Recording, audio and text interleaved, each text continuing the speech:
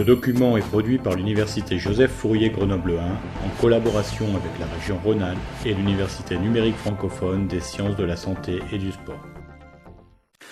Dans le chapitre 2, vous allez être initié à l'anatomie.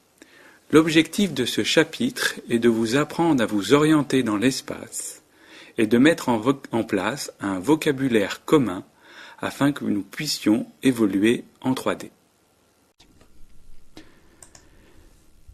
L'anatomie que nous allons étudier cette année en PCEM1 se nomme l'anatomie macroscopique.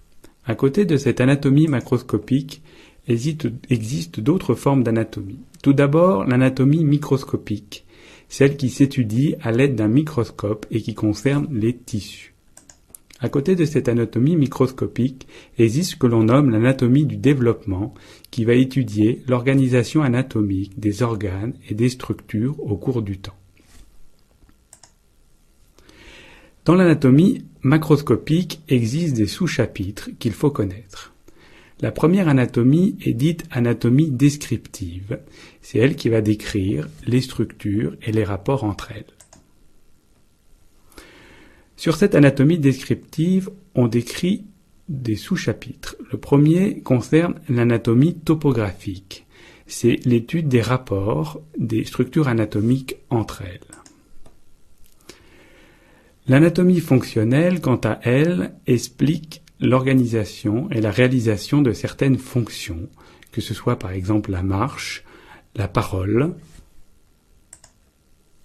Il existe par ailleurs ce qu'on appelle l'anatomie anthropologique, qui est une approche beaucoup plus vaste et qui va étudier l'anatomie à travers les espèces et les races sur toute notre planète.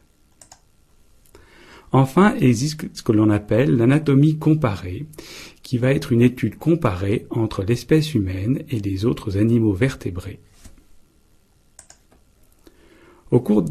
Tout au long de l'enseignement qui va être fait cette année, nous allons insister régulièrement sur ce qu'on appelle l'anatomie radiologique, et qui est une vision de l'anatomie à travers les explorations qui sont faites dans le domaine de la radiologie.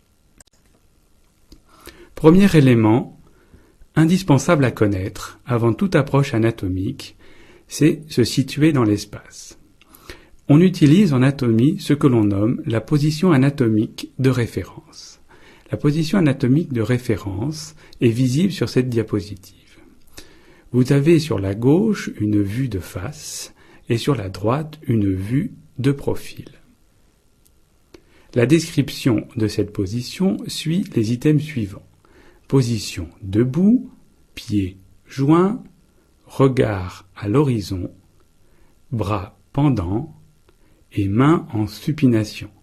Les mains en supination sont des mains dont la face palmaire est orientée en avant. Vous devez photographier cette position et vous y référer à chaque fois.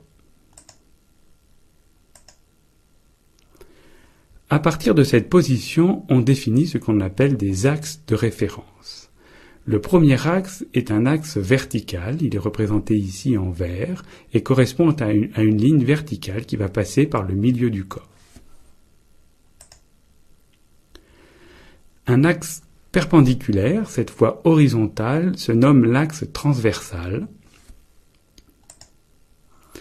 Et enfin, la troisième orientation dans l'espace va être transfixiant et se nomme l'axe sagittal.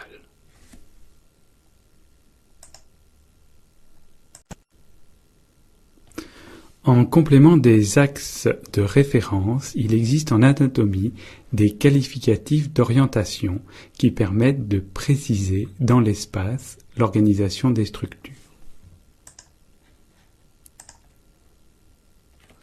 La première orientation correspond à une orientation dite crâniale. Il s'agit d'une orientation au niveau du tronc qui s'oriente vers la partie céphalique du corps, c'est-à-dire vers la tête.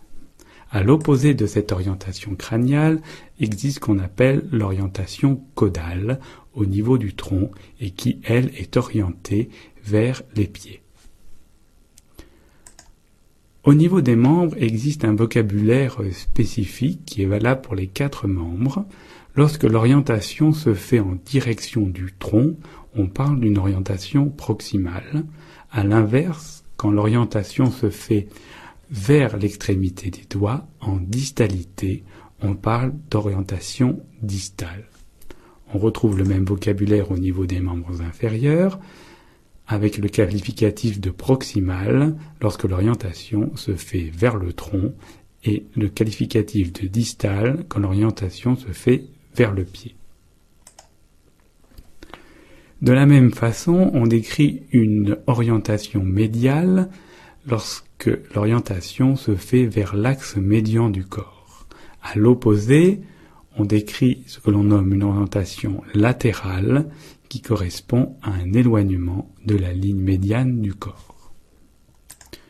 Sur la vue de profil, on peut tracer une ligne verticale qui va diviser en deux le sujet avec une partie ventrale, tout ce qui est en avant de cette ligne et qui correspond à une orientation dite ventrale.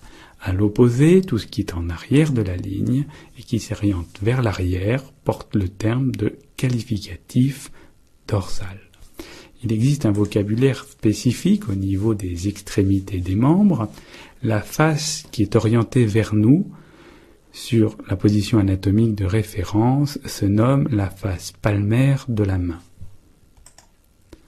Au niveau du pied, la partie supérieure du pied qui est orientée vers le haut se nomme la face dorsale du pied. La partie du pied qui est au contact du sol se nomme la face plantaire. Voyons maintenant un autre élément fondamental en anatomie, ce sont les plans de référence. Ces plans de référence vont correspondre aux trois directions de l'espace. Le premier plan va correspondre à ce qu'on appelle le plan sagittal. Le plan sagittal, par définition, est un plan médian qui va séparer le côté droit du côté gauche. Le deuxième plan est un plan perpendiculaire au plan sagittal, et ce plan, représenté en bleu sur le schéma, va séparer la partie ventrale de la partie dorsale.